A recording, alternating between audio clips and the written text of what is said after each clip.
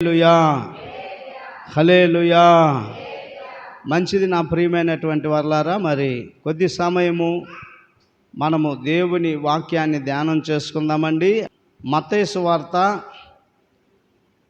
11వ అధ్యాయము, మత్తయి సువార్త 11వ అధ్యాయము 28వ వాక్యము. ప్రయాసపడి భారము మోసికొనుచున్న సమస్త జనులారా, నా యొద్దకు రండి, నేను మీకు విశ్రాంతిని కలుగజేతును. దేవునికి స్తోత్రము కలుగును గాక. చెప్పండి హల్లెలూయా, హల్లెలూయా. ప్రయాసపడి భారము మోస్తున్న సమస్త జనులారా, నా యొద్దకు రండి, నేను మీకు విశ్రాంతిని కలుగజేస్తాను. గట్టిగా చప్పట్లు కొట్టండి ఆ మాటను బట్టి.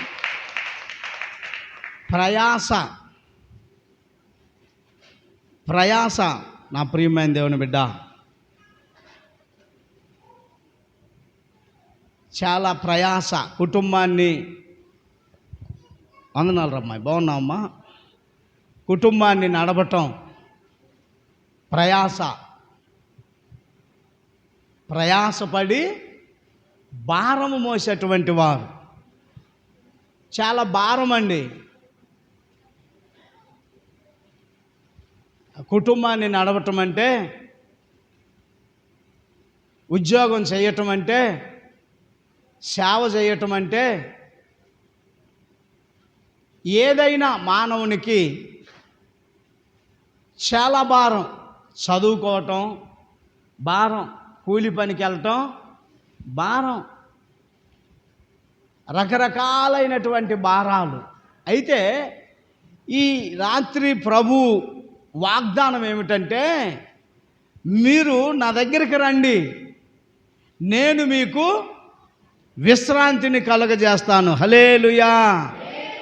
చాలామంది ప్రయాసపడుతున్నారు, భారం మోస్తున్నారు, అనేక రీతులుగా నలిగిపోతున్నారు, కృంగిపోతున్నారు, ఇక రకరకాలుగా ఇబ్బందులు పడుతున్నారు. కానీ ప్రభు దగ్గరికి రావాలనేటువంటి ఆలోచన, ఆశ చాలామందికి కలగట్లా. ఎంత ప్రయాసపడ్డా, ఎంత కష్టాలు వచ్చినా, ఎంత నష్టాలు వచ్చినా, ఇదిగో ఇంకొకటి తెలుసా, ఆ వచ్చినటువంటి కష్టాన్ని, నష్టాన్ని బట్టి అసలు ఆ వచ్చేది కూడా, చెప్పండి, వచ్చేది కూడా మానుకుంటున్నారు. దేవునికి స్తోత్రము కలుగును గాక. చెప్పండి హల్లెలూయా. ప్రభు అంటున్నాడు, నీ ప్రయాస ఏమిటో నా దగ్గరికి రా, నేను నీ ప్రయాసను తీసి నేను నీకేం కలగజేస్తాను? విశ్రాంతిని కలగజేస్తాను, నెమ్మదిని కలుగజేస్తాను, శాంతిని, సమాధానమును నేను. హల్లెలూయా. చెప్పండి హల్లెలూయా. మానవుడండి ఈ రోజున ఏం చేస్తున్నాడంటే, ఆ విశ్రాంతి అంటే ఆ ప్రశాంతత కొరకు కొంతమంది ఏం చేస్తారు? ప్రశాంతత కొరకు కొంతమంది సినిమా హాల్కి వెళ్ళిపోతారు. ఎందుకంటే మనసు బాగలేదు, నాకు చాలా ఇబ్బందిగా ఉంది, కష్టాలుగా ఉన్నాయని కొంతమంది సినిమా హాల్కి వెళ్తారు. ఎంతసేపు ప్రశాంతంగా ఉంటుందండి? ఒక్కొక్క సినిమాకి వెళ్తే ఆ సినిమాలో కూడా వీడి బాధలే ఉంటాయి. ఆ సినిమాకి వెళ్ళి కూడా ఆ బాధలను చూసి ఏడిచే వాళ్ళు ఉంటారు. ఒక్కొక్కడు త్రాగటానికి వెళ్తాడు. దేని కొరకు? ప్రశాంతత కొరకు. ప్రశాంతత, విశ్రాంతి లేదు, నెమ్మది లేదు, ఏదైనా కాస్త ప్రశాంతత కావాలని. చెప్పండి హల్లెలూయా. ప్రయాసపడి, చెప్పండి, ప్రయాసపడి భారము మోస్తున్నటువంటి వారు. భారం లేదా? నాకే భారం లేదన్న వాళ్ళు చేయెత్తండి. ఒక్కరం కూడా ఎత్తలేం. మానవుడండి అనేక భారములలో ఉన్నాడు, అనేకమైన భారములలో ఉన్నాడు. అందుకనే దేవుడు వాగ్దానం చేస్తున్నాడు ఈ రాత్రి, ప్రయాసపడి భారము మోయిచున్న సమస్త జనులారా నా దగ్గరికి రండి, నేను మీకు విశ్రాంతిని. భక్తుడు అంటాడు, కలవరపడి కొండల వైపు నా కన్నులు ఎత్తుచున్నా, నాకు సహాయం ఎక్కడి నుండి వచ్చును? పరిగెడుతున్నాడంట, ఆయాసపడుతున్నాడంట, కొండ ఎక్కుతున్నాడంట, అక్కడ ఏదైనా సహాయం దొరికిద్దని.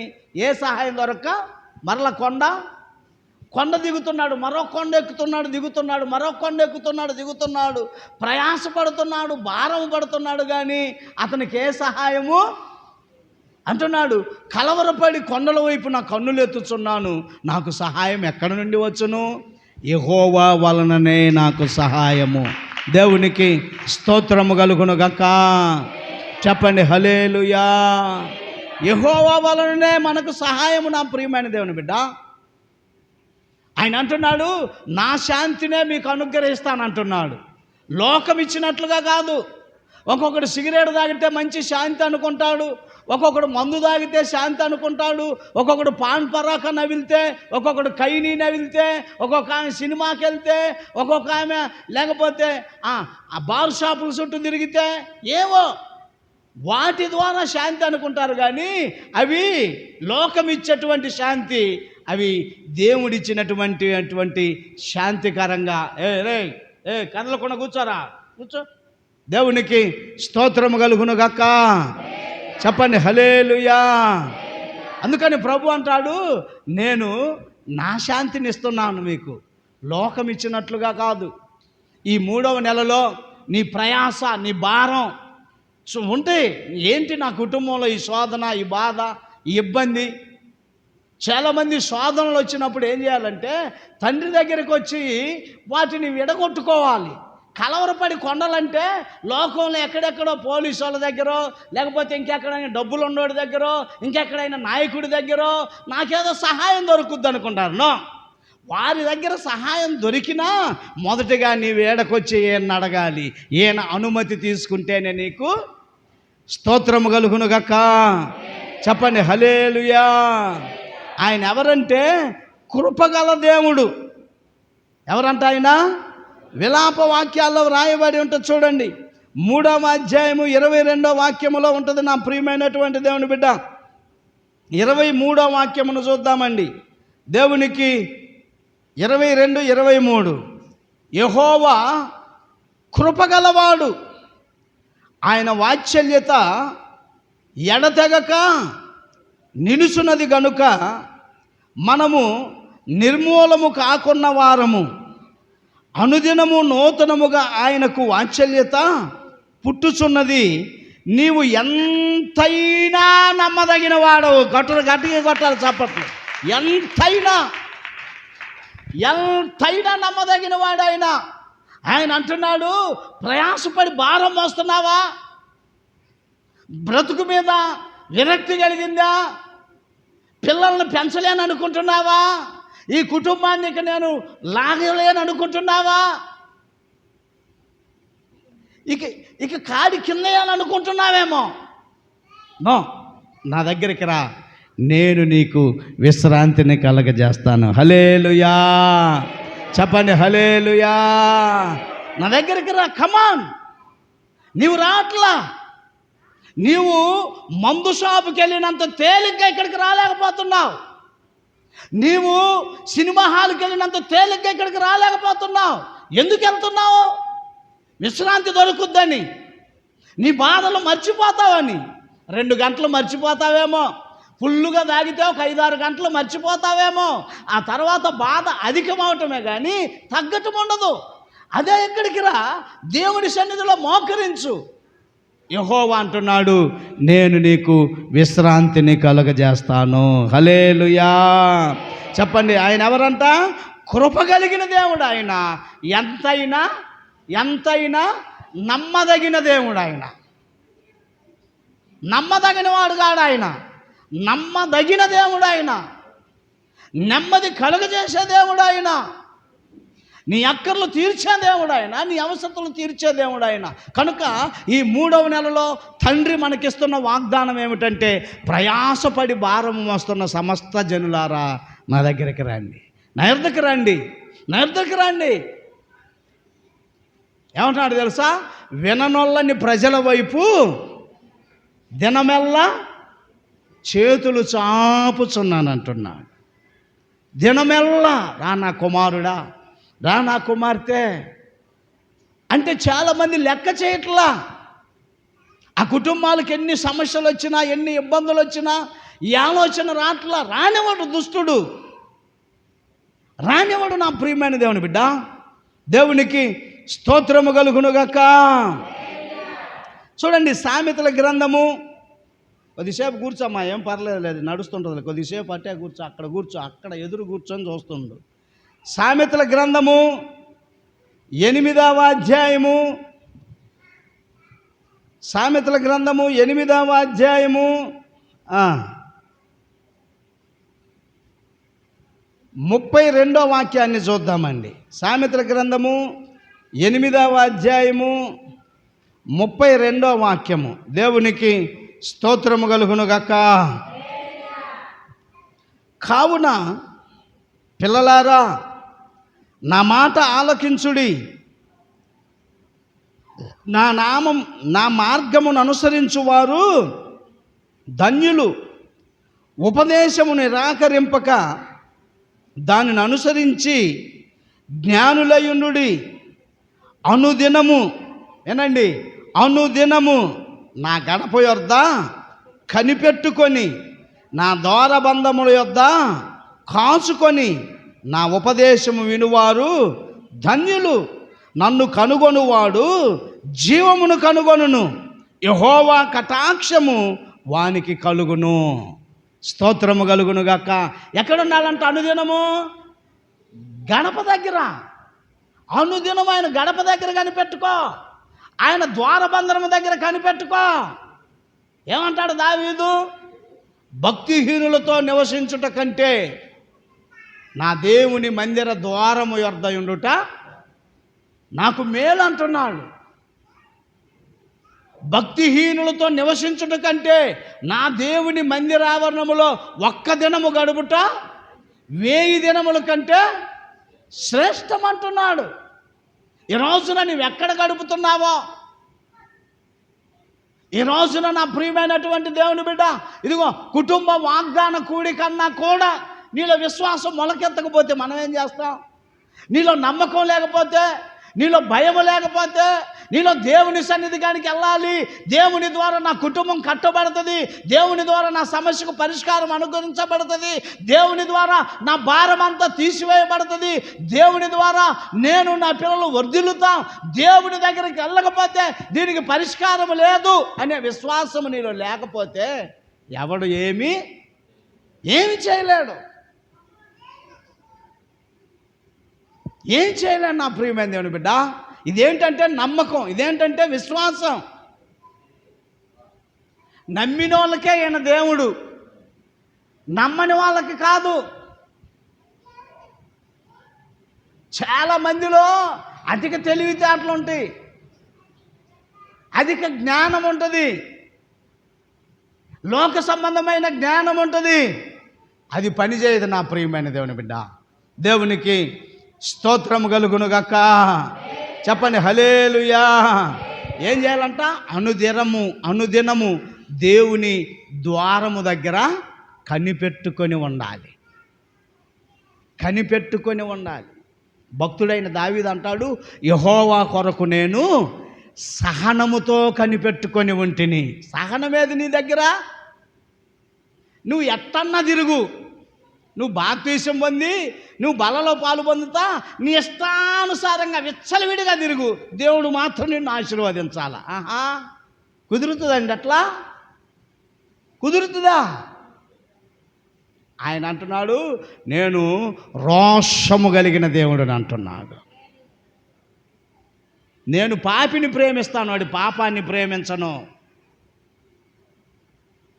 నువ్వు ఎంత ఎత్తులు మారితనం వేసినా ఆయన్ని మోసగించలేవు.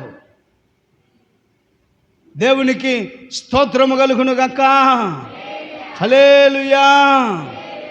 యిర్మీయా గ్రంథము 33వ అధ్యాయము 3వ వాక్యములు అంటున్నాడు, నాకు మొర్ర పెట్టుము, నేను నీకు ఉత్తరం ఇచ్చేదను. ఆయనకు మొర్ర పెట్టాలంటే అనుదినం ఎక్కడికి రావాలి? ఆయన గడప దగ్గరికి రావాలి, ఆయన ద్వారబంధరము దగ్గరికి రావాలి, ఆయన సన్నిధిలో మొర పెట్టాలి.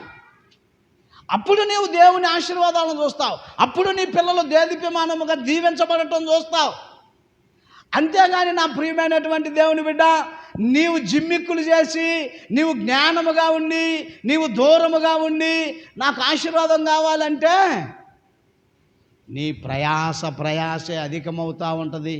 నీ భారమే అధికమవుతూ ఉంటుంది. నీ భారము పోవాలంటే, నీ ప్రయాస పోవాలంటే, నీ కుటుంబంలో శాంతి సమాధానం అనుగ్రహించబడాలంటే, నీ భర్త మార్చబడాలంటే, నీ భార్య మార్చబడాలంటే, నీ పిల్లలు నైపుణ్యంగా తిరగగలగాలంటే, అన్నయ్య ఈయన అసలు మాటే వింటలేదు అన్నయ్య. నేను మొన్న కూడా చెప్పాను కదా, నీవు దేవుని మాట వింటే నీ మాట వింటారండి. అన్నయ్య ఈయన అసలు సరిగ్గా ఉండట్లేదు అన్నయ్య, ఈయన కాస్త చెప్పు అన్నయ్య. ఏం చెబుతాడు అన్నయ్య? నీవు మోకరించి శోఖండాలు పెట్టి ఆడవాలి తండ్రి సన్నిధిలో. నీ దగ్గర విశ్వాసం లేకపోతే నువ్వు అల్ల నీళ్ళల్లో తీసుకెళ్ళి ముంచి లేపంగలో నేను వచ్చి పడిద్దంటే ఏం పడదు, ఇంకొద్దిగా శాపం పడుతుంది. ఆ ఉద్దేశంతో రాకూడదు. ప్రభువా, నేను నీ కొరకు జీవిస్తాను, నేను నీ కొరకే, నేను నిన్నే మహిమపరుస్తాను. ప్రయాసపడి భారము మోస్తున్న సమస్త జనులారా అన్నాడు ఆయన. బాప్తీసం పొందిన వారులారా అంటలా, సమస్త జనులారా నా యొద్దకు రండి, నేను మీకు విశ్రాంతిని కలుగజేస్తానంటున్నాడు. నా ప్రియమైన దేవుని బిడ్డ, ఈ 3వ నెలలో నీ ప్రయాస ఏంటో, నీ భారం ఏంటో, నీ బాధ ఏమిటో, నీ బలహీనత ఏమిటో, నీ దిగులేమిటో, నీ చింత ఏమిటో, నీ జీవితంలో నెమ్మది లేని స్థితి ఏమిటో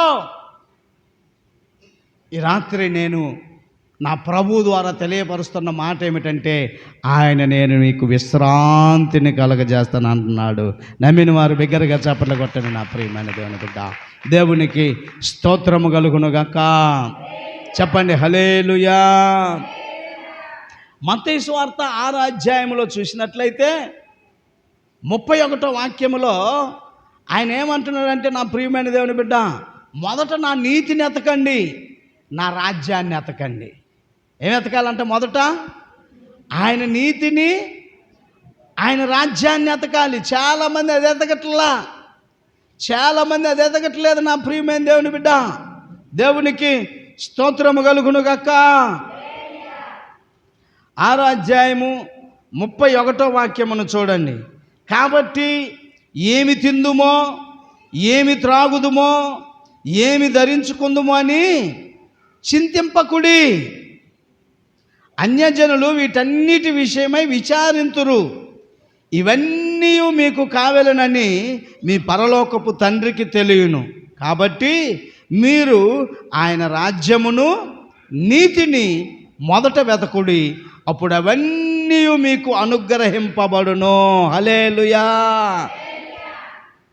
మనం అది కాదు, ఆయన నీతిని పక్కన పెట్టి, ఆయన రాజ్యాన్ని పక్కన పెట్టి మనకేం కావాలో ఎదుగుతూ ఉంటాం, మనకు అవసరమైన ఎదుగుతూ ఉంటాం. దానివలన ప్రయోజనం లేదు. నా ప్రియమైన దేవుని బిడ్డ, ఎప్పుడు నీ భారం ఇడిపించబడుతుందంటే ఆయన దగ్గరికి రావటం అంటే ఏంటి?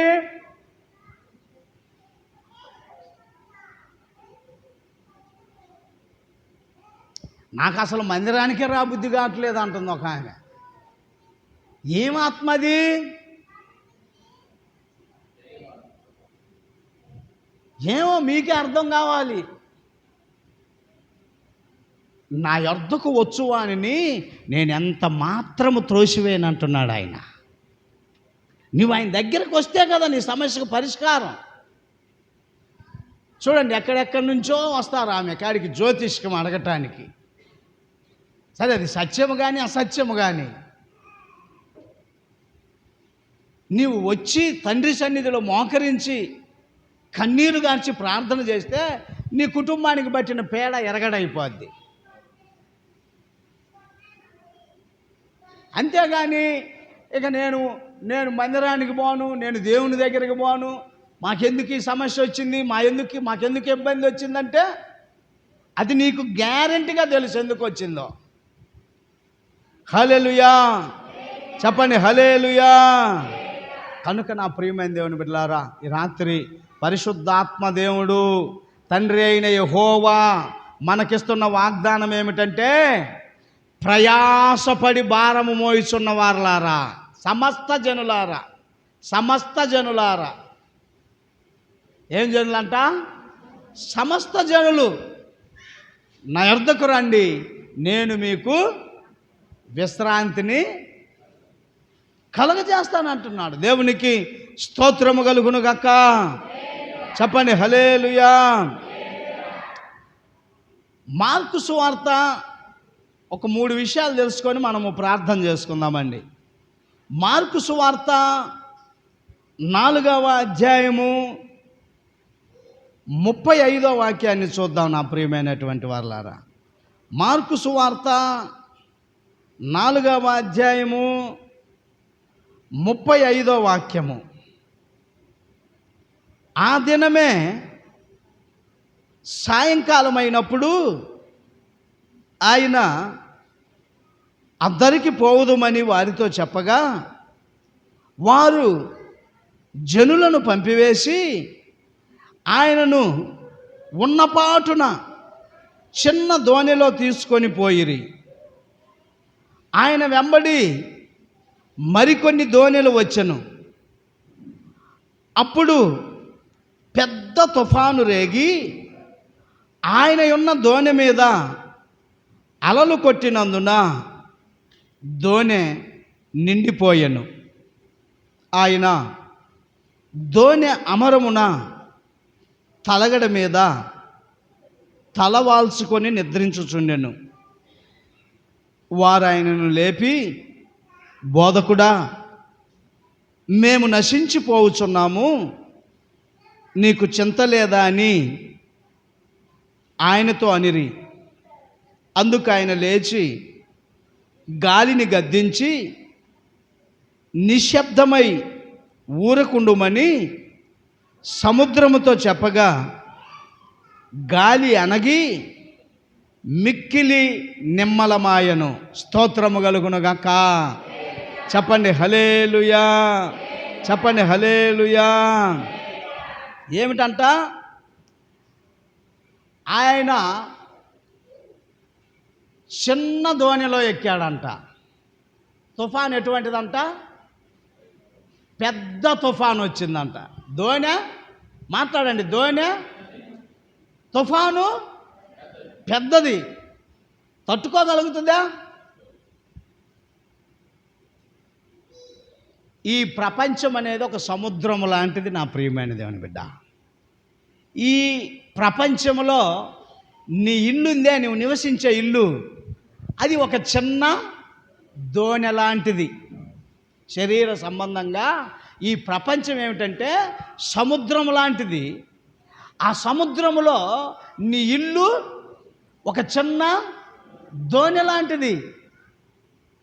ఈ సముద్రము పైన పెద్ద తుఫాన్ రేగిందనుకో, నీ దోణి ఏమవుతుంది? అలలకు నిండిపోయిందంట. దోణి అలలతో నిండిపోయి అవకతవకలు అవుతుందంట, మునిగిపోయేటట్లుగా ఉందంట. అయితే ఇప్పుడు ఆ దోణిలో ఎవరున్నారు? యేసు ప్రభువారు ఉన్నారు. హల్లెలూయా. యేసు ప్రభువారు ఆ దోణిలో ఉన్నారు కనుక ఆ దోణికి ఏమి కాల దోణికి. వారు ఏం చేశారు? బోధకుడా అని ఆయన లేపారు. అంటే నీ ఇంటిలో యేసు ప్రభువారుంటే, నీ ఇంటిలో యేసు ప్రభువారుంటే, నీ ఇల్లు ఎటువంటి తుఫాను అంటే, తుఫాన్ అంటే అరే కూర్చోండి, అరే కూర్చోండి. నీ ఇంటిలో యేసు ప్రభువారుంటే ఎటువంటి తుఫాన్ అంటే శ్రమలు, తుఫాన్ అంటే కష్టాలు, తుఫాన్ అంటే రోగాలు, తుఫాన్ అంటే అప్పులు, తుఫాన్ అంటే గొడవలు, తుఫాన్ అంటే కేసులు, తుఫాన్ అంటే నష్టపోవటం. తుఫాన్ వచ్చిందనుకోండి, ప్రశాంతంగా ఉంటామా? ఆ వీచే గాలులకి, ఆ కరెంట్ లేని స్థితికి, అయ్యో ఏమైపోతుందో, నిండిపోతూ ఉన్నాయి, నీళ్ళు వస్తూ ఉన్నాయి.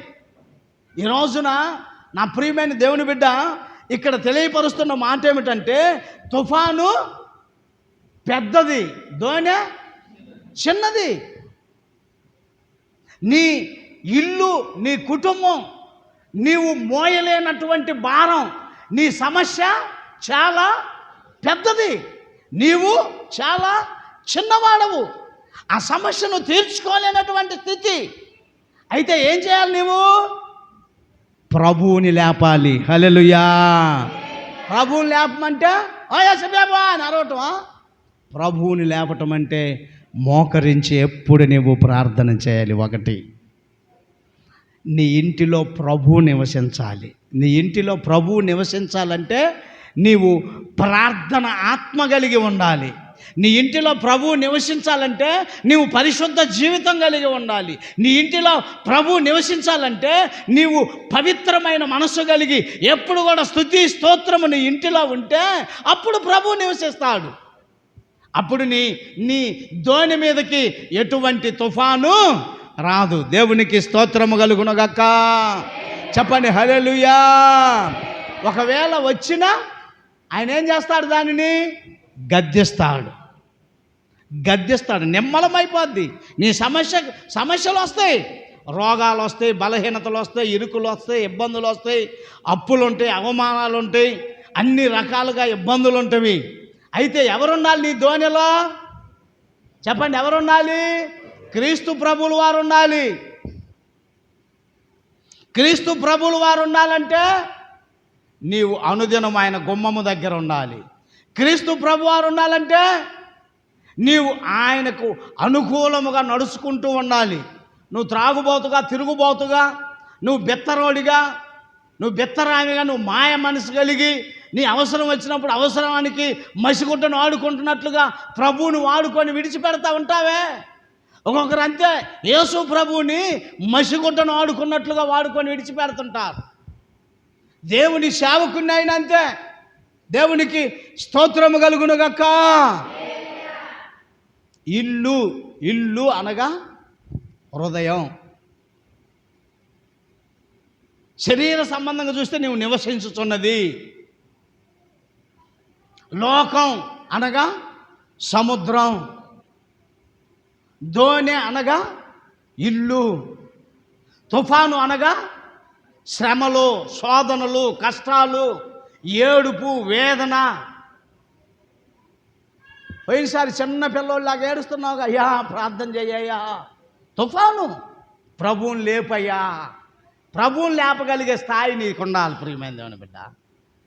ఊరికనే పోయి బోధకుడా అనగలుగుతావు నీవు? సంబంధం ఉంటేనే, ఆ సంబంధం ఉంటేనే, ఆ చులకనతనం ఉంటేనే ఆయన దగ్గర బోధకుడా ఏమంటున్నాడు? బోధకుడా నీకు చింత లేదా అంటున్నాడు. హల్లెలూయా. ఒరే పిచ్చోళ్ళారా, నేను పడుకుంది ఎక్కడ? అమరమున. అమరం అనగా ఆ పడవ ఎప్పుడైనా మొదటగా మునిగితే ఒకవేళ అమరము వైపే మునుగుతుంది. మునిగితే మొదట ప్రభువే మునగాలి. నీ ఇల్లు ఎటు ప్రమాదానికి గురవుతుందో అక్కడ నా ప్రభు ఉంటాడు. ఉండేటట్లుగా నీవు ప్రవర్తిస్తే, నీవు జిమ్మిక్కులు చేస్తే, నీవు మాయా మంత్రాలు చేస్తే, నీవు ఇష్టం వచ్చినట్లుగా వాడుకుంటే ఆయనకంతా తెలుసు. నా ప్రియమైన దేవుని బిడ్డ ఏమంటాడు ఆయన? చెప్పండి, ఏమంటాడు? అక్రమము చేయువారలారా మీరెవరో నాకు తెలవదని బయటికి నెట్టేస్తాడు. నువ్వు అక్రమంగా ఉండేటువంటి వ్యక్తివి, నీవు మాయగాడివి, నీవు మోసగాడివి. దేవునికి స్తోత్రము కలుగునుగాక. చెప్పండి హల్లెలూయా. చింత లేకుండా లేడండి ఆయన. ఒకవేళ మనమైనా వాళ్ళతో వీళ్ళతో కలిసి ఆ దిగులు మర్చిపోయి, అవసరత మర్చిపోయి రోడ్డు మీద ఉంటామే కానీ ఆయన నా కుమారుడు, నా కుమార్తె, ఇదిగో వీరికి ఇది కావాలి. ఏమంటున్నాడు? రేపటిని గూర్చి మీరు చింతింపకుడి. మీకు ఏమి కావాలనో మీ పరలోకపు తండ్రి రేపటిని గూర్చిన సంగతి అది చూసుకుంటుంది. ఏనాటి కీడు ఆనాటికి చాలును. దేవునికి స్తోత్రము కలుగునుగాక. చెప్పండి హల్లెలూయా, చెప్పండి హల్లెలూయా. చూడండి మత్తయి సువార్తలోనికి రండి, 4వ అధ్యాయం 23వ వాక్యమును చూడండి. మత్తయి సువార్త 4వ అధ్యాయము 23వ వాక్యము. నా ప్రియమైనటువంటి దేవుని బిడ్డ, యేసు వారి సమాజ మందిరములలో బోధించుచు దేవుని రాజ్యమును గూర్చిన సువార్తను ప్రకటించుచు ప్రజలలోని ప్రతి వ్యాధిని, రోగమును స్వస్థపరచుచు గలిలయందంతటా సంచరించెను. ఆయన కీర్తి సిరియా దేశమంతటా వ్యాపించెను. నానా విధములైన రోగముల చేతను, వేదనల చేతను పీడింపబడిన వ్యాధిగ్రస్తులందరినీ, దెయ్యము పట్టిన వారిని, చాంద్ర రోగులను, పక్షవాయువు గల వారిని వారు ఆయన యొద్దకు తీసుకొని రాగా ఆయన వారిని స్వస్థపరచెను. హల్లెలూయా, చెప్పండి హల్లెలూయా. గలిలయ, దెకపోలి, యెరూషలేము, ఏమండి యోదయను ప్రదేశముల నుండి, యోర్దానునకు అవతల నుండి బహుజన సమూహములు ఆయనను వెంబడించెను. ఏంటంట? ఎన్ని రోగాలు చూడండి. పక్షవాయం గలవాను, చాంద్ర రోగులను, కుంటివారు, గుడ్డివారు, కుష్టివారు, మోగవారు, చెవిటివారు, భయంకరమైన సవకబారు, పాపులు అందరినీ కూడా ఏం చేస్తున్నాడంటేనా స్వస్థపరుస్తున్నాడంట. ప్రైజ్ ది లార్డ్, హల్లెలూయా. అందుకనే బాప్తిసం ఇచ్చి యోహాను ఏమన్నాడు తెలుసా? ఆయన అడుగో లోక పాపములను మోసుకొని పోవు దేవుని గొర్రెపిల్ల అన్నాడు. ఆయన భుజముల మీద ఏమున్నదంట? రాజ్యభారం ఉన్నదంట. నీ కుటుంబం ఒక్కటే నీది భారం. నీ భర్తది నీకు భారం అవ్వచ్చు, నీ భార్యది నీకు భారం అవ్వచ్చు, నీ పిల్లలది నీకు భారం అవ్వచ్చు. ఆయన ఎవరంటే లోక పాపముల యొక్క భారము ఆయన భుజముల మీద ఉన్నది. నా ప్రియమైన దేవుని బిడ్డ, కనుక నీవు ఆయన దగ్గరకు వస్తే ఆయన నిన్ను తప్పనిసరిగా ఆశీర్వదిస్తాడు, తప్పనిసరిగా దీవిస్తాడు, తప్పనిసరిగా పోషిస్తాడు. ఆయన దగ్గరికి రాకనే పోతే నీవు ఎలా నీ సమస్యకు పరిష్కారం అనుగ్రహించబడుతుంది? నీకుంటే నిన్ను కదిలిస్తే ఇన్ని సాకులు చెబుతావు నువ్వు,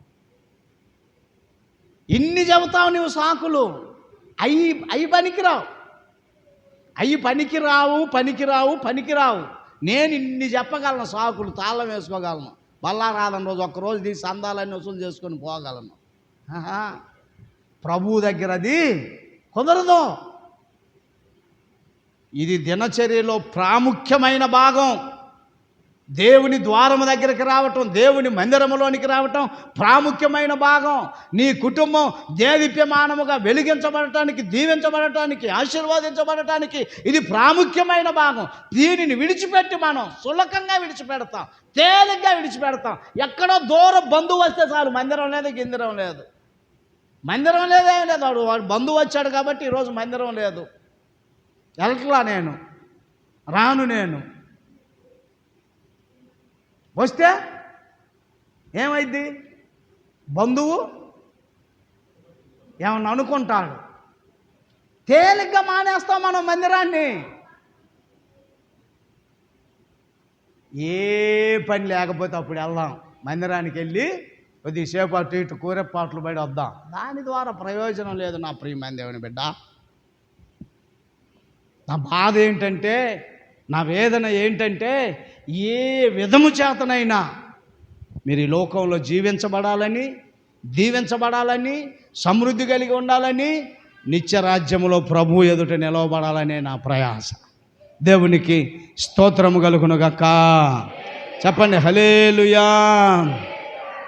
రెండవదిగా నా ప్రియమైనటువంటి దేవుని బిడ్డలారా, సమూయేలు మొదటి గ్రంథంలో చూసినట్లయితే 30వ అధ్యాయము, సమూయేలు మొదటి గ్రంథము 30వ అధ్యాయము.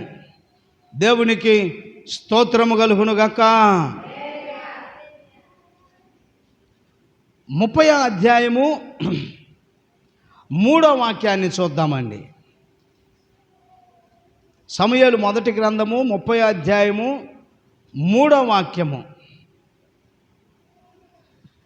దావీదును అతని జనులను పట్టణమునకు వచ్చి అది కాల్చబడి ఉండుటయు, తమ భార్యలను కుమారులను కుమార్తెలను చెరలోనికి కొనిపోబడి ఉండుటను చూచి ఇక ఏడ్చుటకు శక్తి లేకపోవునంత బిగ్గరగా ఏడ్చిరి. యజ్రాయేలీయురాలైన అహిరోయాము, కర్మేలీయుడైన నాబాలు భార్య అయిన అబిగాయేలు అను దావీదు ఇద్దరు భార్యలను చెరలోనికి కొనిపోబడగా చూసి దావీదు మిక్కిలి దుఃఖపడెను. మరియు తమ తమ కుమారులను బట్టి కుమార్తెలను బట్టి జనులందరికీ ప్రాణము విసికినందున రాళ్ళు రువ్వి దావీదును చంపుదము రండని వారు చెప్పుకొనగా దావీదు తన దేవుడైన యెహోవా నామమును బట్టి ధైర్యము తెచ్చుకొనెను. దేవునికి స్తోత్రము కలుగునుగాక. చెప్పండి హల్లెలూయా. చెప్పండి హల్లెలూయా.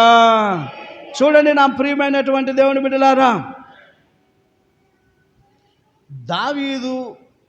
దావీదుతో కూడా ఉన్న జనులు పట్టణానికి వచ్చారు. వారి పట్టణానికి, మంది దాచేపల్లి పట్టణం కదా, పట్టణానికి వచ్చారు. వచ్చేసరికి ఆ పట్టణం ఎలాగుందంట? కాల్చివేయబడిందంట. వారి భార్యలు లేరు, వారి కుమారులు లేరు, వారి కుమార్తెలు లేరు, వారందరినీ కూడా బానిసగా పట్టుకొని వెళ్ళిపోయారంట. అక్కడ వ్రాయబడిన మాట ఏమిటంటే, నా ప్రియమైనటువంటి దేవుని బిడ్డ, కుమారులను బట్టి కుమార్తెలను బట్టి దేవునికి స్తోత్రము కలుగునుగాక. ఇదిగో 4వ వాక్యములో ఇక ఏడ్చుటకు శక్తి లేకపోవునంతగా బిగ్గరగా ఏడ్చిరి. పెద్దగా ఏడ్చారంట. ఎందుకని? పట్టణం, వాళ్ళ ఇల్లులు, వాళ్ళకి కావాల్సిన మొత్తం కాల్చివేయబడ్డాయి. కొన్ని వస్తువులు, పిల్లల్ని తీసుకొని వెళ్ళిపోయారు. ఏడుస్తున్నారు. ఓపిక లేనంతగా, ఇంక ఏడవటానికి ఓపిక లేనంతగా ఏడుస్తూ ఉంటే కొంతమంది దావీదు మీదకి రాళ్ళు తీసుకొని వచ్చారంట. నీ వల్లనే మా భార్య పిల్లలను పట్టుకొని పోయిందని కొట్టి చంపటానికి చూశారంట. అయితే నా ప్రియమైన దేవుని బిడ్డ, దావీదంట తన దేవుడైన యెహోవా నామమును బట్టి ధైర్యము తెచ్చుకొనెను. చప్పట కొట్టి నా ప్రియమైన దేవుని బిడ్డ. ఎస్, సమస్యలు వస్తాయి. దుష్టుడు నీదంతా దొంగిలించవచ్చు. దొమ్మిగా వచ్చి మాయగా నీ దగ్గర సొత్తు అంతా లాక్కోవచ్చు. ఇంకా అనేక రీతులుగా ప్రాణభయం చేత నిన్ను బెదిరించవచ్చు. అయినా నీవు బెదరక చెదరక ఎలాగుండాలంట? ధైర్యముగా. ఎవరిని బట్టి? యెహోవా దేవుని నామమును బట్టి నీవు ధైర్యముగా ఉండాలి. నేనేమంటానంటే, నీకు ధైర్యము రావాలంటే నీవు తండ్రి సన్నిధికి వస్తే, దేవుని సన్నిధిలోకి ఉంటే నీకు తప్పనిసరిగా ఆ ధైర్యం దేన్ని బట్టి వచ్చింది? పర్వాలేదులేనా, దేవుడు చేస్తాడు, నాకు నమ్మకం ఉంది. దేవుడు బతికిస్తాడులేనా, దేవుడు తగ్గిస్తాడులేనా, దేవుడి బాధల నుంచి విడిపిస్తాడులేనా, దేవుడు కడతాడులేనా, దేవుడు ఇస్తాడులేనా. దేనిని బట్టి ధైర్యం? యెహోవా, నీవు నమ్ముకున్న దేవుని బట్టి నీవు ధైర్యము కలిగి ఉండాలి. నా ప్రియమైనటువంటి దేవుని బిడ్డ, దేవునికి స్తోత్రము కలుగునుగాక. కాల్చబడి ఉండుట చూసి కృంగిపోయి ఏడ్చారు కానీ ఏమి కాల. ఏం చేశాడో తెలుసా దావీదు? 6వ వాక్యంలో చూసినట్లయితే నా ప్రియమైనటువంటి దేవుని బిడ్డ, 6వ వాక్యంలో చూస్తే దావీదు మిక్కిలి దుఃఖపడెను, మరియు తమ తమ కుమారులను బట్టి కుమార్తెలను బట్టి జనులందరికీ ప్రాణము విసికినందున రాళ్ళు రువ్వి దావీదును చంపుదము రండని వారు చెప్పుకొనగా దావీదు తన దేవుడైన యెహోవా నామమును బట్టి ధైర్యము తెచ్చుకున్నాడు. దేవునికి స్తోత్రము కలుగునుగాక. అంటే 7-8 వాక్యాల్లో చూసినట్లయితే ఏమంటున్నాడు తెలుసా? 7-8 వాక్యాల్లో పిమ్మట దావీదు ఎఫోదును తెమ్మని ఆహాజకుడగు అహిమేలు కుమారుడైన అబ్యాతారుతో చెప్పగా, అబ్యాతారు ఎఫోదును దావీదు నద్దకు తీసుకొని వచ్చెను. నేను ఈ దండును తరిమిన ఎడల దాన్ని కలుసుకొందునా అని యెహోవా యొద్ద దావీదు విచారణ చేయగా, యెహోవా తరుము, నిశ్చయముగా నీవు దాన్ని కలుసుకొని తప్పక నీ వారిని అందరినీ దక్కించుకొందువని సెలవిచ్చెను. హల్లెలూయా. ప్రార్థన చేస్తున్నాడు. నేనేమంటానంటే ఈ అనుభవం ఏంటంటే, నువ్వు సన్నిధికి వచ్చి ప్రార్థన చేస్తే నీ సమస్యకు పరిష్కారం దొరుకుతుంది. ఎఫోదును ధరించి మందిరంలోకి వచ్చి మోకరించి ప్రార్థన చేసి, అయ్యా నేను ఒకవేళ పరిగెట్టి ఎదిగితే వాళ్ళు నాకు దొరుకుతారా అంటున్నాడు ప్రభుతో. ప్రభు అంటున్నాడు వాళ్ళు మీకు దొరుకుతాడు, నీవు వెళ్ళినట్లయితే తప్పనిసరిగా మీ వాళ్ళని నువ్వు తీసుకొని. అనగానే దావీదు పరుగు పరుగున ఆ సైన్యంతో పరిగెడితే వాళ్ళల్లో ఉన్నాడే వీళ్ళని దొంగిలించుకొని పోయినోడు ఒకడు కాయలా పడ్డాడంట. అంటే బలహీన పడ్డాడు. వాడిని ఆడ వదిలిపెట్టేసి వెళ్ళిపోయారు వాళ్ళు. ఆ బలహీన పడ్డోడిని ఆడ వదిలిపెట్టేసి వెళ్ళిపోయాడు. వాడు 3 రోజులుగా తిండి తిప్పలు లేకుండా ఆడ కొర ప్రాణంతో ఉన్నాడు. వీళ్ళకి కనిపించాడు. వెంటనే వాడిని పట్టుకొని వాడికి మంచిగా భోజనం పెట్టి వాడికి మంచిగా నీళ్ళు ఇచ్చి, వాడు కాస్త తెప్పరిల్లిన తర్వాత, ఎవడరా నువ్వేందంటే, నేను ఫలానా మీ వాళ్ళని అందరినీ చంపి తీసుకెళ్ళటానికి మీ పట్టణాన్ని కాల్చి తీసుకెళ్తున్నటువంటి వాళ్ళు నేను ఒకడిని అంటే, మరి వాళ్ళు ఎక్కడికి వెళ్ళారో నీకు తెలుసు అంటే, నాకు తెలుసు, మరి చూపిస్తావా అంటే, నేను చూపిస్తాను, మీరు నన్ను చంపకుండా తర్వాత మా యజమానుడికి నన్ను గురించి చెప్పకుండా ఉంటే నేను చూపిస్తాను అన్నప్పుడు, సరే చూపించమన్నప్పుడు వాడు తీసుకొని వెళ్ళి, నేనేమంటానంటే, నువ్వు ప్రార్థన చేస్తే ఆ ప్రార్థనకి తప్పనిసరిగా పరిష్కారం దొరికిద్ది. నీవు ప్రార్థన చేయాలంటే ప్రభు దగ్గరికి రావాలి. నీ ప్రయాస ఏదైనా, నీ భారం ఏదైనా, అది ఆర్థికమైనదైనా, అది కుటుంబపరమైనదైనా, అది ఎటువంటిదైనా, అది అనారోగ్యపరమైనది ఏదైనా కానీ నా ప్రియమైన దేవుని బిడ్డ, నువ్వు తండ్రి దగ్గరికి వచ్చి ప్రార్థన చేస్తే ఆ ప్రార్థనకి పరిష్కారం. నీ భక్తిలో మార్పు రాకూడదు. ఒకరోజు ఒకలాగా. మనలో ఉన్నటువంటి లక్షణం ఏంటంటే, ఒకరోజు భలే ఊపు మీద ఉంటాం, ఒకరోజు అసలు 2 వారాలు పోం, 3 వారాలు పోం, 4 రోజులు ఆహా ఓహో అన్నట్టుగా ఉంటాం. అలా కాదు. నీ నడకలో చక్కగా నడవగలిగితే దేవుని యొక్క కృపలను నీవు చూస్తావు. దేవునికి స్తోత్రము కలుగునుగాక. దావీదు విశ్వాసముతో ప్రార్థన చేసి ప్రభువుని అడిగినప్పుడు దావీదు వారిని జయించి వారందరిని కూడా కత్తివాత హతము చేసి, యవనస్తులైన 400 మంది తప్పించుకొని వెళ్ళిపోయారు. తక్కిన వాళ్ళ ఆస్తి ఐశ్వర్యం మొత్తం తీసుకొని, తన భార్యలను అందరిని తీసుకొని ప్రయాసపడి భారం మోస్తున్నాం. ఎందుకు దావీదుకి ఈ సమస్యకు పరిష్కారం దొరికింది? దేవుని దగ్గరకు వచ్చి, దేవుని దగ్గర దండం పెట్టి, దేవుని దగ్గర ప్రార్థన చేసుకొని, దేవుని దగ్గర అడిగినందుకు ఈ సమస్యకు పరిష్కారం దొరికింది నా ప్రియమైన దేవుని బిడ్డ. 3వదిగా చూసినట్లయితే, యోబు గ్రంథం 1వ అధ్యాయము 13వ వాక్యం మనకు తెలుసు. వరసన పని వాళ్ళు వచ్చి, అది పోయింది, ఇది పోయింది, మందలు పోయినాయి, నీ ఎడ్లు పోయినాయి, పనివారిని చంపేశారు, అన్నీ ఏం వార్తలు తీసుకొస్తున్నారు? అశుభమైన వార్తలే అన్నీ పోయినాయి. చివరికి ఒకడు వచ్చి అన్నాడు, అయ్యా నీ పిల్లలందరూ 10 మంది పిల్లలు చచ్చిపోయారన్నాడు. అప్పుడు యోబు ఏం చేశాడంట?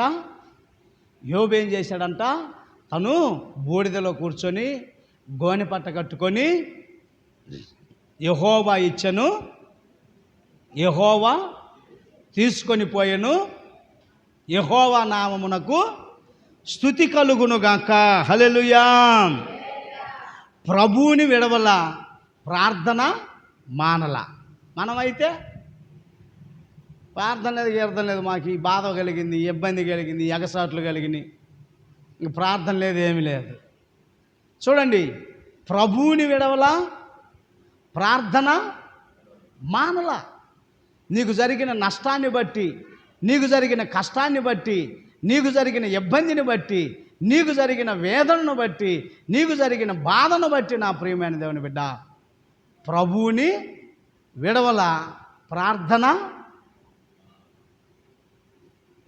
అది మనం చేయాలా. ప్రభువుని విడవకూడదు, ప్రార్థన మానకూడదు. నీ సమస్య ఏదైనా, నీ ఇబ్బంది ఏదైనా, నీ కష్టం ఏదైనా, నీ నష్టం ఏదైనా కానీగాక. ఎంత కష్టం అండి? మందలు పోయినాయా? పని వాళ్ళు పోయారా? ఆస్తి అంతా పోయిందా? పోతే పోయింది. ఇంకా ఏం పోయింది? కనుక్కున్న 10 మంది పిల్లలందరూ కూడా చచ్చిపోయారు. ఏమంటున్నాడు? యెహోవా ఇచ్చెను. దానికంటే ముందేమంటున్నాడు? నా తల్లి గర్భములో నుండి నేను దిగాంబరిగా ఇక్కడికి వచ్చాను, ఇక్కడ నుండి దిగాంబరిగా యెహోవా ఇచ్చెను. యెహోవా ఆయన నామమునికి హల్లెలూయా, ఆయన నామమునికి స్తుతి కలుగునుగాక అని దేవుని వాక్యం సెలవిస్తుంది. నా ప్రియమైన దేవుడు, నేను అంటాను, నీకు శ్రమలు వచ్చినాయి, నీకు నిందలు వచ్చినాయి, నీకు కష్టాలు వచ్చినాయి, నీకు శోధనలు వచ్చినాయి, నీకు ఇబ్బందులు వచ్చినాయి. అయితే నువ్వేం చేయాలా? నేను ఎందుకు తాగాను అనుకున్నావు పాస్టర్ గారు? నాకు అసలు నిద్ర పట్టక తాగా, నాకు ఎన్ని బాధలు బాబాయ్ విన్నాం అంటే. అంకుల్ అంటే ఇప్పుడు యోబు ఎంత తాగాలి? యోబు ఎంతగా దేవుణ్ణి శోధించాలి? కానీ యోబు అంటున్నాడు, ప్రభువుని విడవల, ప్రార్థన మానల. ఒక ఆమె అంటది, ప్రభువా నా బాధలన్నీ పోతే నీ దగ్గరకు వస్తాయి. ఎప్పుడు నీ బాధలన్నీ పోయేది? ఎప్పుడు పోతాయి నీ బాధలన్నీ? సచ్చినాక పోతాయి నీ బాధలన్నీ. ఇంక నువ్వు వచ్చేది ఆడా? ఎవరు వస్తారు? వాడు ధనవంతుడు చేస్తే ఎవరు వచ్చారు? దోతలు వచ్చి ఎక్కడికి తీసుకెళ్ళి? పాతాళానికి తీసుకెళ్ళి పాతి పెట్టారు. ప్రభువా నా బాధలన్నీ పోతే నీ సన్నిధికి వస్తానన్నదంట. ప్రభు అన్నాడంట, నీవు వస్తే నీ బాధలన్నీ పోతాయి. ఏది చేస్తే మంచిది అంటారు? రావటం బాధలు ఉన్నప్పుడు రావాలా, బాధలు పోయినాక రావాలా? బాధలు ఉన్నప్పుడు, ఇబ్బందులు కలిగినప్పుడు ప్రార్థన.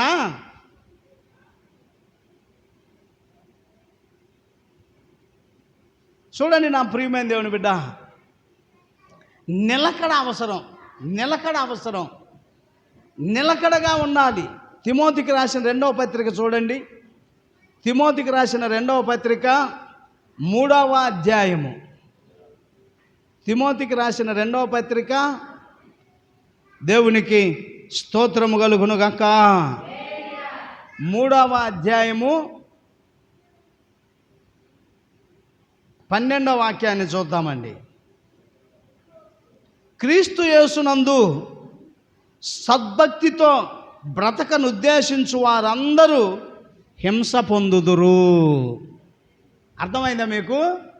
నీవు భక్తి చేయాలనుకున్నావు అనుకో, ఏమొచ్చిందంట నీ మీదకి? ఏమొచ్చింది? హింస వస్తుంది. హింస అంటే అబ్బాబ్బాబ్బాబ్బా ఏందిరా ఎంత హింసిస్తున్నాడు. కష్టాలు. సద్భక్తితో మంచిగా బ్రతకాలనుకున్నప్పుడు, అర్థమవుతుందిరమ్మా, మంచిగా బతకాలనుకున్నప్పుడు నీ భర్తే నిన్ను చెడగొడతాడు. మంచిగా బతకాలనుకున్నప్పుడు నీ భార్య నిన్ను ఇబ్బంది పెట్టుద్ది. మంచిగా బతకాలనుకుంటే నీ ఇరుగు పొరుగు వారే. అయితే నీవు విశ్వాసమును విడిచిపెట్టకూడదు నా ప్రియమైనటువంటి దేవుని బిడ్డ. క్రీస్తు యేసునందు ఉంచవలసిన 14వ వాక్యము, క్రీస్తు యేసునందు ఉంచవలసిన విశ్వాసము ద్వారా రక్షణార్థమైన జ్ఞానము నీకు కలిగించుటకు శక్తిగల పరిశుద్ధ లేఖనములు బాల్యము నుండి నీ వెరుగుదువు గనుక నీవు నేర్చుకొని రూఢి అని తెలుసుకున్నవి ఎవరి వలన నేర్చుకుంటివో ఆ సంగతి తెలుసుకొని వాటి యందు నిలకడగా ఉండుము. నిలకడ మీకే తెలుసు, చాలామంది నిలకడగా వస్తున్నారా, చూస్తున్నారు కదా, డైలీ వచ్చేవాళ్ళు. నిలకడ లేదు. నిలకడ అనేది లేకపోతే చాలా ప్రమాదం నా ప్రియమైన దేవుని బిడ్డ. నిలకడ చాలా అవసరం. దేవునికి స్తోత్రము కలుగును గాక. చెప్పండి హల్లెలూయా, చెప్పండి హల్లెలూయా. నిలకడ. దేవుని వాక్యం అన్నది మీకు శ్రమ కలిగినదా, ధైర్యముగా ఉండి ప్రార్థన చేసుకునండి. ఆ శ్రమ నుండి ప్రభువు విడిపిస్తాడు నా ప్రియమైన దేవుని బిడ్డ. శ్రమ కలిగిన, కష్టం కలిగిన, నష్టం కలిగిన విశ్వాస జీవితంలో నిలకడ కలిగి ఉండాలి నా ప్రియమైనటువంటి దేవుని బిడ్డ. 121వ కీర్తనలో ఇందాక నేను చెప్పాను కదా, యెహోవా వలననే కలవరపడి నా కన్నులు కొండల వైపు ఏమెత్తుచున్నాడంట, కలవరపడి కొండల వైపు నా కన్నులు ఎత్తుచున్నాను. నాకు సహాయము ఎక్కడ నుండి వచ్చును? యెహోవా వలననే నాకు సహాయము. దేవునికి స్తోత్రము కలుగును గాక. చివరికి 1-2 వాక్యాలను యాకోబు పత్రిక చూడండి, 4వ అధ్యాయము 7వ వాక్యములో ఏమి రాయబడి ఉన్నదో నా ప్రియమైన దేవుని బిడ్డ. యాకోబు పత్రిక 4వ అధ్యాయము 7వ వాక్యము, కాబట్టి దేవునికి లోబడి ఉండుడి, అపవాదిని ఎదురించుడి, అప్పుడు వాడు మీ యొద్ద నుండి పారిపోవును. మనం ఏం చేస్తాం? అపవాదికి లోబడతాం, దేవుణ్ణి ఎదిరిస్తాం. దేవుణ్ణి ఎదిరిస్తాం. దయచేసి దేవుణ్ణి ఎదిరించేటువంటి అనుభవం ఉండకూడదు, కానీ అపవాదిని ఎదిరించండి, దేవునికి లోబడండి. అప్పుడు వాడు మీ దగ్గర నుంచి పారిపోతాడు. మీకు సమస్యలు అనేవి ఉండవు. మీరు పోగొట్టుకున్నవన్నీ మరలా అనుగ్రహించబడతవి. యోబు గారు పోగొట్టుకున్నవన్నీ మరలా ఏం చేశాడు? తండ్రి ఇచ్చాడా? డబల్ ఇచ్చాడు, 2 అంతలు ఇచ్చాడంట. 700 గొర్రెలకు 1400 ఇచ్చాడంట. అన్ని డబల్ డబల్ డబల్ డబల్ ఇచ్చాడంట. పిల్లల్ని మరలా 10 మందిని, అంటే ఒక 10 మంది పిల్లలు ఎక్కడున్నారు? 10 మంది పిల్లలు పరలోకంలో ఉన్నారు, 10 మంది పిల్లలు మరలా ఇచ్చాడు. అంతా డబల్ డబల్ డబల్ డబల్గా తండ్రి మనకు అనుగ్రహించునుగాక. హల్లెలూయా. అందుకని యెహోషువతో అంటున్నాడు, యెహోషువా నీవు నిబ్బరము కలిగి ధైర్యముగా ఉండుము, నేను నిన్ను విడవను ఎడబాయను, నీకు నేను తోడుగా ఉంటాను అంటున్నాడు. తండ్రి కృప మనకి తోడుగా ఉండునుగాక.